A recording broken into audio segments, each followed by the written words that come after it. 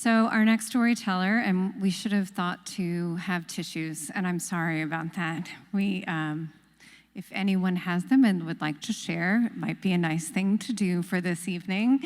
Our next storyteller is Houssam Alnahhas. Was born and raised in Damascus, Syria, and attended medical school in Aleppo, Syria.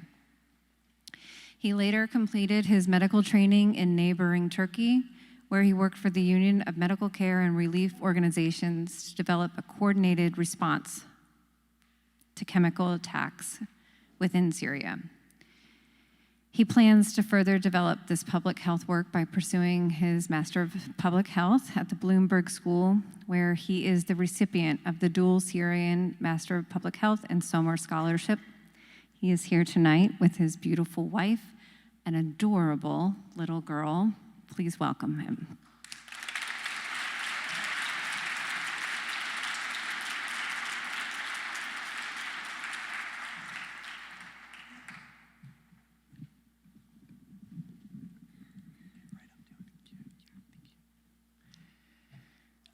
I've always wanted to be a doctor. Helping others was really my passion. I grew up in Damascus, surrounded by a great family, surrounded with love and support. I still remember in 2006, my mother hugging me tightly and my father dancing when we got the letter from Aleppo University that I was accepted to study medicine. With a lot of joy, a lot of happiness, they said goodbye to me with some worries and some tears, because I was leaving them from far southern Syria to far northern Syria to study medicine in Aleppo. And as smooth as it should be, I spent my first 5 years doing good in the university, prepared in 2012 to graduate after finishing my 6th year. But because of the uprising, the Syrian uprising against the Syrian government, the impact of that uprising started to affect Aleppo city. And as in other places around Syria, the way the security forces and the army faced the protesters and faced the protests, it was the same scenario in Aleppo. So they invaded the campus, they killed people, they didn't allow them to go to hospitals, they arrested people from their beds on the hospitals, and this is what I had. I had two choices. Either to ignore what was happening, pretending that nothing is important, continue my education, graduate to fulfill my dream, or take a step further and act as a real doctor, helping people during demonstrations and leave my education. It was not a very hard choice to choose the latter. I left my education. I met some of my friends, trusted friends, close friends, with some professors from the university, and we created what we called the Light of Life medical team. It was very dangerous to create such team, so we had to change our names. We used unregistered phone numbers, so we can be as hidden as possible from the government, but yet as visible as possible to people. We were able, during few months, to save tens of lives, secure safe referrals to a lot of injured people from their injured site to hospitals, provide them with more complicated and more advanced medical services. We did what we thought was a great job. Until mid of June 2012, when 3 of our team members were arrested by the Syrian government. We didn't know what we have to do, but we knew one thing. We should continue to work because a lot of people were depending on us. In 24th of June 2012, at 7 a.m., one of the team members and a very close friend to me called me at 7 a.m., crying like crazy, telling me, "Houssam, they're gone." I didn't know what happened, so I rushed to him and I knew the story. The day after, I was in front of hundreds of people during one of the demonstrations, wearing my lab coat, putting my stethoscope, and I told the story. I said, yesterday we lost 3 heroes, Basil, Mus'ab, and Hazim. Those 3 were always around you, wanted to help you and save your lives. But the Syrian government didn't like that. So they arrested them. They tortured them. They extracted their nails. They broke their limbs. They shot them in the head, and then they burned them. They wanted to tell us through them that this is what will happen to anyone who will try to help. This is a new start for us. This is when we will stand with you against that government, and we will help you. And if they died for you, then it's our honor to die for you as well. And this was a new start, where we expanded the team. We started working in more dangerous areas, helping other people, not only in the city itself, but even in the countrysides.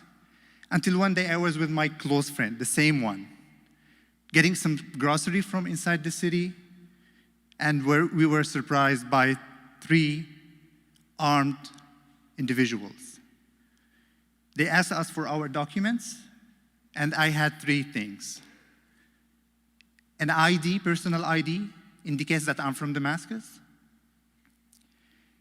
a medical student ID, and a very small notebook with a list of medical equipments. For them, that was enough. That's one of them raised his machine gun on my head and took me to the detention center. There, they took all our belongings and they handed 2 small papers stamped with blue with some numbers I cannot remember, but I remember my friend telling me, Houssam, we are under arrest. Do you think it's our time to be burned? I was so afraid, but I couldn't speak. Few minutes later, they dragged us down to a dungeon where they forced us to take off all our clothes and then separated us, tightened my hand, closed my eyes, forced me to lay down on my face, and then start beating me.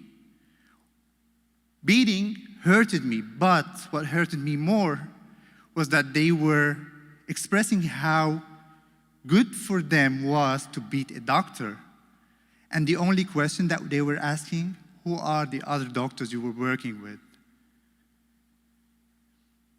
After that, after beating me on every spot on my body that can hurt, they dragged me to a prison cell. It was an empty room, completely from anything but 53 people.